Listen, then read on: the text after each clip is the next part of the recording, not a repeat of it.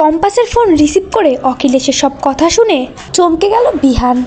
জেনে গেল সব সত্যি। কম্পাস ধারাবাহিকে দেখা যায় ঋতুজার কথা মতো ল্যাব থেকে সমস্ত প্রমাণ সহ রিসার্চের সমস্ত কাগজপত্র সরিয়ে ফেলে কম্পাস এবং জিৎ। তবে ঋতুজার পুরনো অফিসে তো আরও কিছু জিনিসপত্র রয়ে গেছে, আর সেটা তো তালাবদ্ধ রয়েছে। সকাল না হলে কিছুই করা যাবে না, তাই এখন তাকে বাড়িতে ফিরে যেতে হবে আর সকাল সকাল অফিসে গিয়ে সব কিছু সরিয়ে ফেলতে হবে, যাতে করে বিহান স্যার আর কোনোভাবেই সন্দেহ করতে না পারে।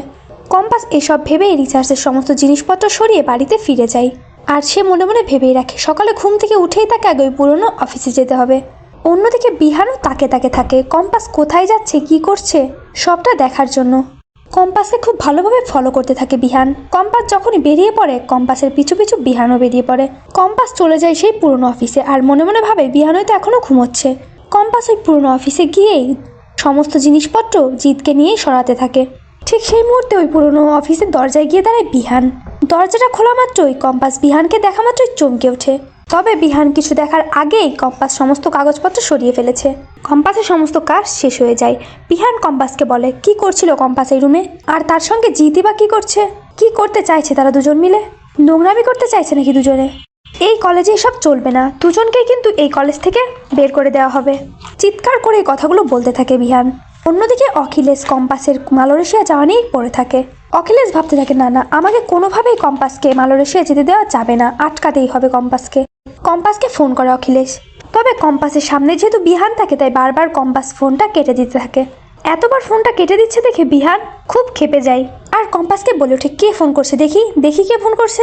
এই বলে কম্পাসের হাত থেকে ফোনটা জোর করে কেড়ে নিয়ে বিহান ফোনটা রিসিভ করে কথা বলতে চায়।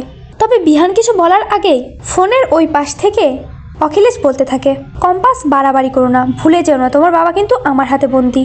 যদি বেশি বাড়াবাড়ি করো আর যদি মালয়েশিয়া যেতে চাও তাহলে তোমার বাবাকে কিন্তু আমি শেষ করে ফেলবো। আর তোমার ওই রিসার্চ ওই ফর্মুলা কমপ্লিট করে তুমি আমাদের হাতে দেবে। তোমার সঙ্গে আমাদের এমনটাই কথা ছিল, আর যদি তুমি ওই ফর্মুলাটা আমাদের হাতে তুলে না দাও তোমার বাবাকে কিন্তু আমরা শেষ করে ফেলবো।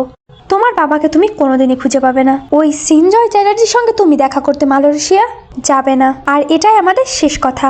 সব কথা শুনে তো চমকে যায় বিহান অখিলেশকে বলে কি বললে তুমি বাবা? সিনজয় চ্যাটার্জি, মালয়েশিয়া যাওয়া, আর কম্পাসের বাবা তোমাদের হাতে বন্দি। তার মানে তোমাদের কথাতেই কম্পাস এই রিসার্চটা করছে? তোমরা কম্পাসকে ব্ল্যাকমেল করে এইসব করাচ্ছ? বিহানের কণ্ঠ শুনে তো চমকে ওঠে অখিলেশ।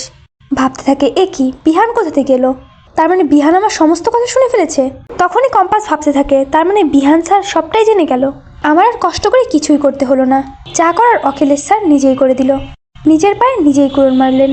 তো বন্ধুরা তোমরা এটাই জানো যে এভাবেই জানো কম্পাসের ফোনটা রিসিভ করে বিহান সব সত্যিটা জেনে যায়। কমেন্টে জানিয়ে দাও তোমাদের মতামতটি। আর চ্যানেলে নতুন হয়ে থাকলে অবশ্যই চ্যানেলটি সাবস্ক্রাইব করতে একদমই ভুলো না।